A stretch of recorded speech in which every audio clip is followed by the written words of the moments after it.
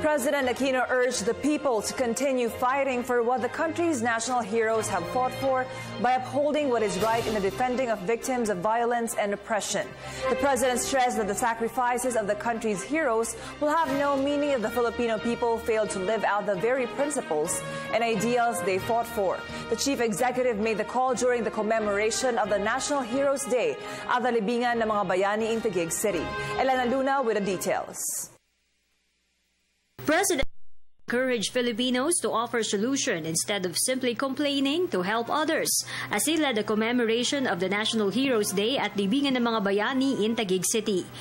Kapag may mali at di makatwiran sa lipunan, di ba't kung manunod ka lang sa isang sulok, kung susunod ka lang sa dikta ng status quo o magre-reklamo ng walang nalo kasolusyon, di ba't nakadadagdag ka lang sa problema at pinapahaba ang pagdurusa ng iyong kapwa.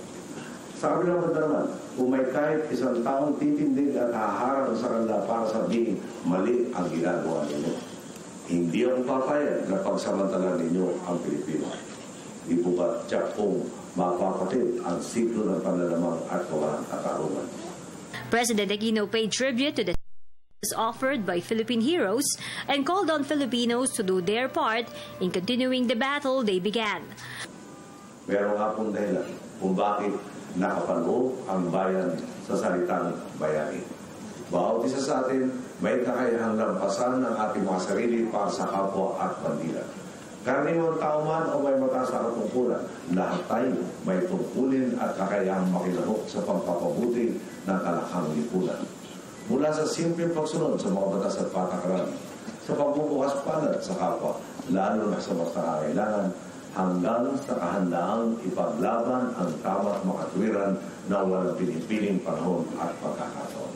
During the program, President Aquino received from the National Historical Commission of the Philippines the first copy of the book entitled Ang Mamatay ng Dahil Sa'yo.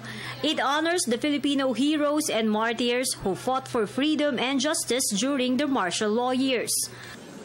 Sabi nga po ng pilosopong si George Santayana, those who cannot remember the past are condemned to repeat it.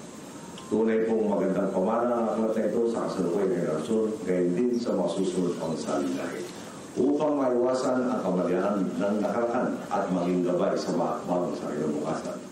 This year's National Heroes Day theme is Bayaning Pilipino noon at ngayon, ang simula at tagapagpatuloy ng malawakang pagbabago.